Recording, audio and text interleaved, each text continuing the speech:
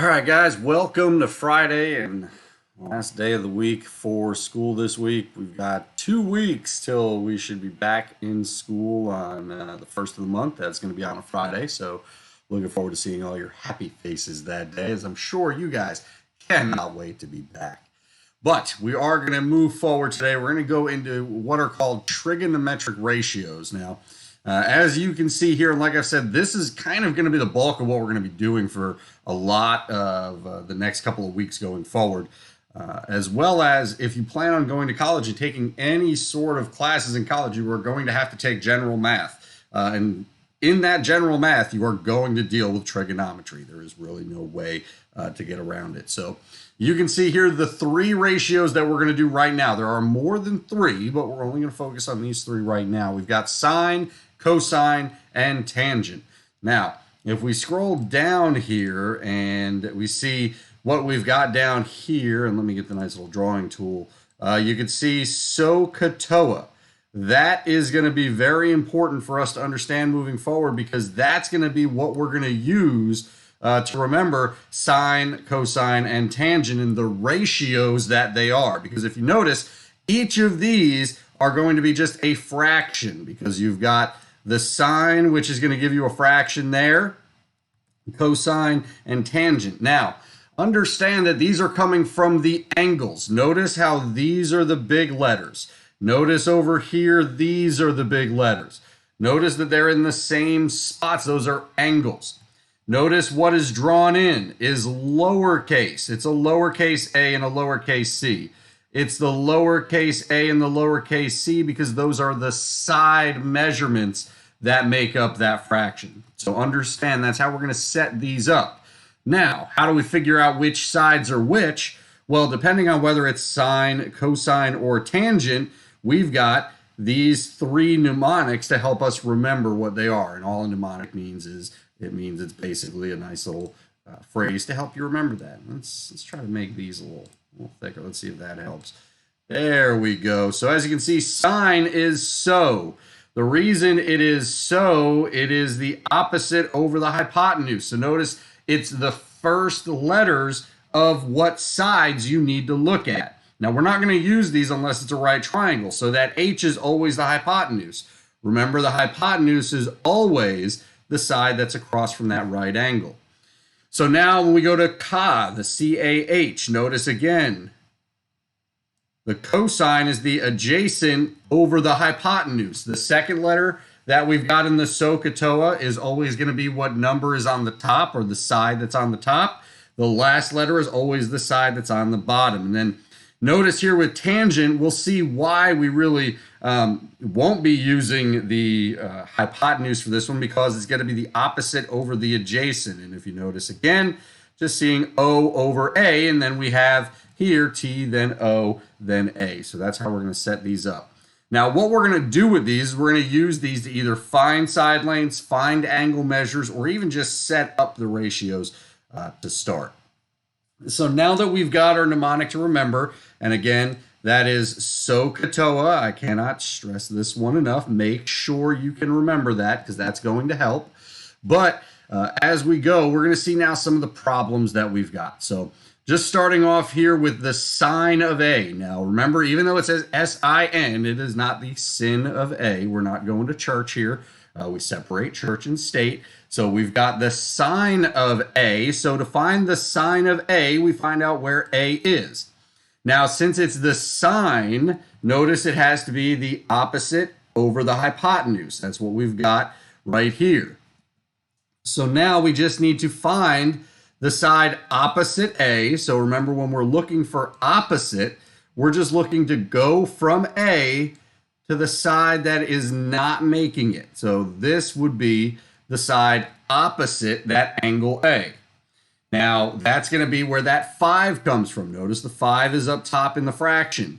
Now, the hypotenuse, remember, is the side that is across from that right angle. Now, when it comes to these, your opposite and adjacent sides can change depending on which angle you're looking at. For example, if we notice the sine of C, notice that over here, sine of C is very similar to sine of A, except all we have now is instead of the 5 up top, we have the 12 up top. Because the sine is always going to be the hypotenuse on the bottom. The hypotenuse is never going to change because that's always opposite the right angle. The right angle doesn't change in these triangles. But the side that you are looking opposite does, because if we're at C, the side opposite would be where that 12 is. If we're coming from where A is, the side opposite would be that 5, where that side is over there. So then notice it flips for cosine. The answers flip because now we're looking at, instead of the opposite, we're looking at the adjacent side. Now to find the adjacent side, if we look at A, for example, here, the adjacent is the side that is marked 12 because it is the side that helps to make that angle, or the side that is touching that angle, but is not the hypotenuse. Because remember, the hypotenuse doesn't change. 13 is always going to be the hypotenuse in this first problem.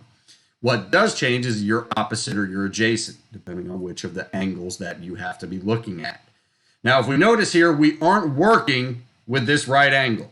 We're not going to be working with the right angles. That's why we really don't have to worry as much for that tangent about the opposite over adjacent. We're not going to do the tangent over right angle, so we're not going to have to worry about that hypotenuse being the side that is technically opposite what we have. And we'll get into that as we keep diving down this trigonometry rabbit hole. But to start it off, that's what we've got for sine and cosine. And again, notice the adjacent side over here, it can't be the hypotenuse. Even though the hypotenuse is always going to be touching an angle that we're looking at, it can't be the hypotenuse, which is our adjacent angle, or our adjacent side, my mistake, to our angle.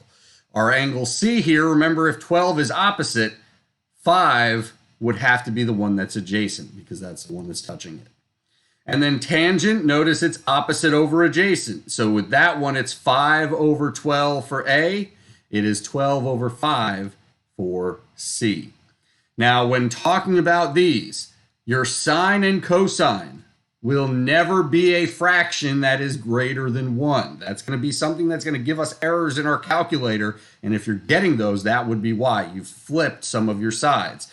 Tangent, however, notice, can be a fraction that is, or a value that is more than 1.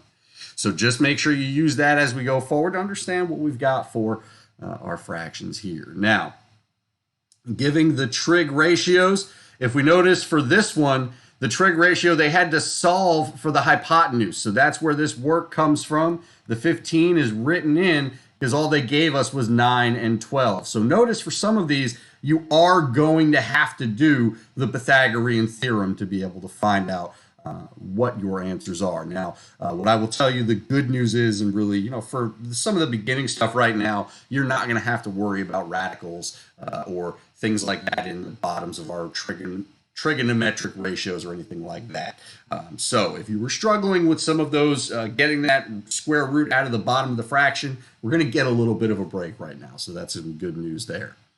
Hopefully you can understand. I'm not going to go through every single one of these, setting them up, because again, they're all the same. It's just making sure we understand that this letter here is the angle that we're coming from. So we have to look at it from the angle itself. So whether we've got that for that opposite being the 12, notice the 15 being the hypotenuse. Remember, your hypotenuse always your longest side as well. So use that to help yourself. If you set this one up incorrectly and you get that your side over here is 7, that's impossible. It's your hypotenuse. It has to be your greatest side. So use that to help yourself going forward as well.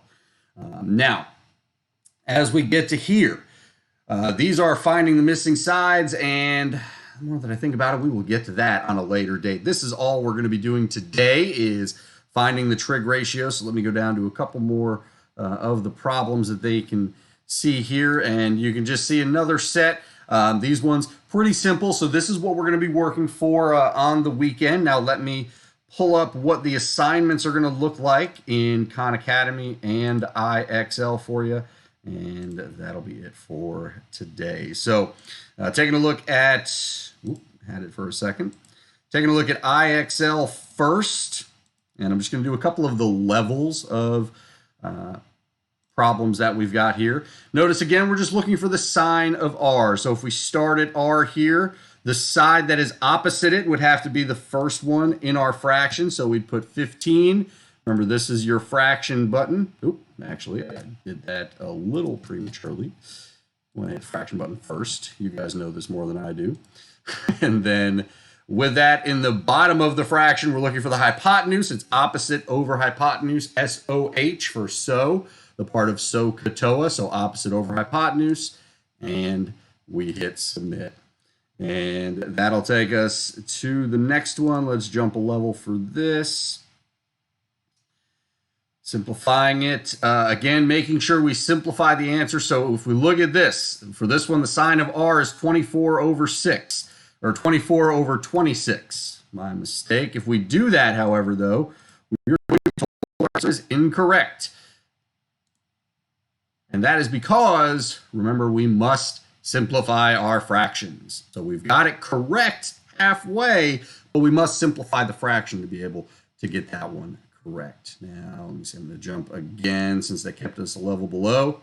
Now, taking a look at this one that we've got here, finding the cosine of f. So if we take a look at this one, let me get the nice little notepad out here for you so we can go over what this one's going to look like. This one we're going to need to use the good old Pythagorean theorem for, but we've got to remember now we've got some radicals here that need to get squared. So we're going to set this up first, and I'll show you that as we'll loco chart up for a second. Taking a look at what we've got here. We got x squared plus the root of 53 squared plus the root of 86 squared. Because if we look at this right here, we've got x as the side that we don't know. So we don't know what that HF is. We know the root 53. And remember, the hypotenuse is always the side that is opposite our good old right angle. So we get x squared plus 53 equals 86. So we see right here we've got root 33, or when we square those roots, we get 53 and 86. And then we'll subtract the 53 because when you square root a radical, you're just doing the opposite of the radical. So the radical goes away. Remember that.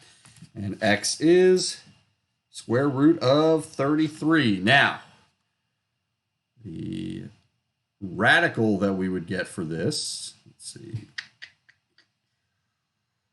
Let's get to the right screen here. Now, our radical here, let's see. Let's have a fun little tool with IXL and see if they want just our cosine of f. So we would have square root of 33 right here because that is the root that we've got there. Now, doing this for you to show you whether or not you need to get these radicals out. Now, if you do, let's just go through that. That way we can see what we've got here. Root 33, root 86, multiplied both of them. 86 times 33 is 2838. Let's see if that is a perfect square root. Maybe it is. No, it's not. So let's see. Ooh, this is going to be a fun one if we got to do it. Factor treeing 86.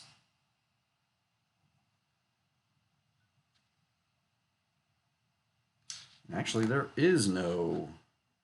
So there is no factor tree that we would have. Now, just taking a look at this again, when we do that, we're multiplying the top and bottom, and let me make sure I write that in, by the square root of 86. Remember to get rid of that. So we've got the root of 2838 over the root of 86. Now, what I just did here was I factor treed 86 because we have 86 times 33. We know that. I'm not going to factor tree 2838. I'm just going to factor tree the two that I'm multiplying to make it. 33 is 11 and 3. You can't get anything else from that. We get to 2 and 43 here. 43 is actually a prime number. You can't divide 43 by anything to get a number that's not a decimal. So there actually would be no factor tree for 2838. So it would be the square root of 2838 over 86 if we have to simplify this. Let's see what they make us do. And look at that. That's just like we said. Make sure you simplify your radicals there. You will have to simplify those. The good news there is no simplification, but make sure you follow along with what I was talking about. Don't try to factor tree 2838. I mean, you can. You'll get to the same factors, but it may be a little bit of a grind having to find that 43 and the 11 in those factors there. So either way, let's see. We'll jump a level here. We talked about what we need to do for radicals. So I did talk about that, and now we've got them. So we do have to keep simplifying radicals, and unfortunately, something that won't go away anyway. So I am happy that IXL is having us do this. Now, cosine of I. So we've got to do the same thing we did before, looking for the triangle here. So we have 2 root 3 squared plus 4 root 5 squared equals x squared. Now, a couple of ways that you can do this. I'm going to show you hopefully a fun way, not fun way, but what you can do for a TI calculator, if you've got one of those, or any calculator that can do these kinds of functions. If you do 2 root 3 and you just hit squared and you put that in a calculator, you'll notice 2 root 3 squared is just 12. Now, I will show you how that comes to be, just showing a quick little mathematical formula for that. So we have 2 root 3 times 2 root 3. We talked about it. When you multiply outside, outside, inside, inside. So the 2 times 2 and the root 3 times root 3 would end up multiplying. Now with that, 2 times 2 gives us 4, and those lines not very good. The 2 and 2 is supposed to multiply to give us 4. Remember, a root times itself just gets rid of the radical, so that's going to give us the 3 that we've got there.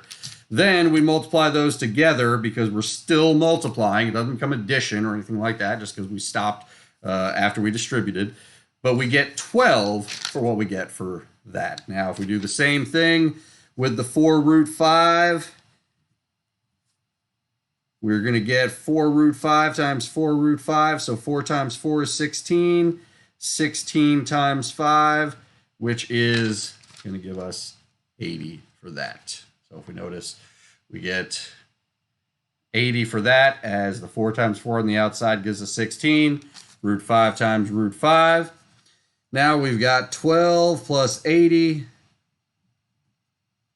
is 92. Tried to rush through that a little bit. Now if we factor tree 92,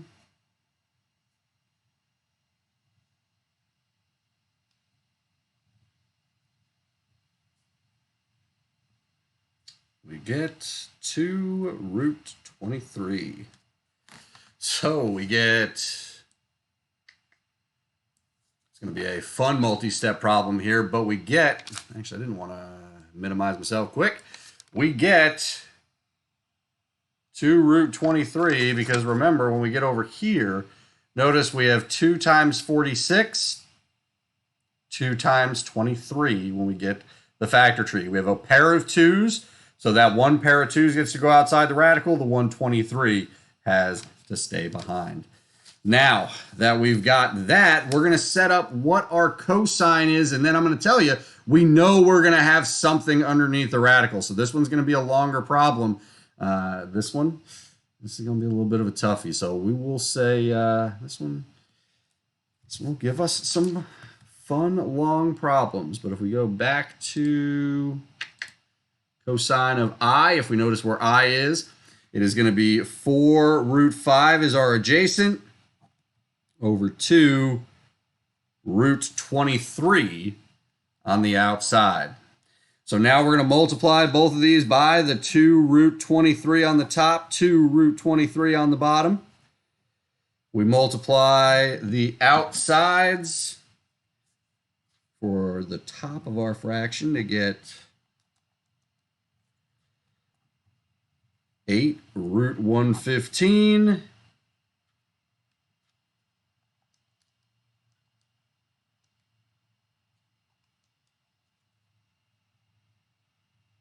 And then 92 on the bottom as we go through. So again, we will blow up the work here to show you what we got.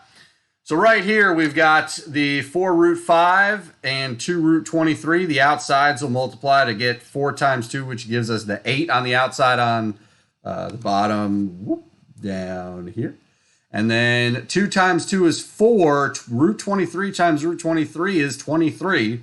So 4 times 23 gives us the 92 on the bottom. Now, the only thing we got to do, we've seen it, we need to make sure we reduce our fractions. And that 8 over 92 is going to reduce to 2 over 23 when we put that into our math, enter, enter. Remember, 8 over 92, fraction, 2 over 23. So hopefully all this work is correct, because this would be a shame if it were not. But let's head on over now to the IXL. We've got 2 and then square root 115 over 23 and submit.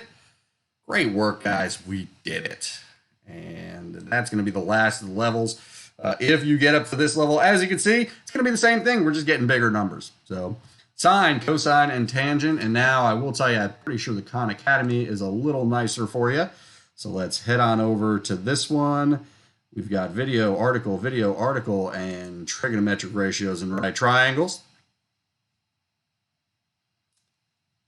And looking here, we just need to find the tangent of this. This is theta. This is the nice little, call it Greek letter that we will learn to know and love. But we've got the tangent of theta, so we go opposite is 21. The hypotenuse is the 29, so we'd have to go adjacent, because remember TOA, TOA. Tangent is opposite over adjacent, so 21 over 20. And that gives us the correct answer for that one. And then we go to the next one. The cosine of beta here that we've got, actually alpha was the last one. That wasn't theta, that was alpha. The cosine of beta here, so it would be adjacent, which is the 3 over 5 for the hypotenuse. And then the sine of alpha, we would go opposite, so that would be 12. And then over the hypotenuse, which is 37. So 12 over 37. And then the last one, tangent of theta, again, opposite, which is 35, over adjacent, which is 12. And that's going to give us everything. Great job, everybody. 330 energy points. Gosh, got to be happy with those. Now, moving forward, that is going to be it for the week. And you guys have a great weekend. Make sure you stay safe. If you do go out on any boats or anything like that, make sure you just practice some social distancing and do what you can for that. But we'll see you guys in 2 weeks. 2 weeks, and we return to school on the 1st of the month. And with that, we will see all our smiling faces yet again. But if you have any questions over the weekend, email me or let me know. We've got those assignments due 8:30 a.m. on Monday. The one in Khan Academy, the one in IXL. And with that, don't do anything I wouldn't do. Have a great weekend. We'll see you on Monday.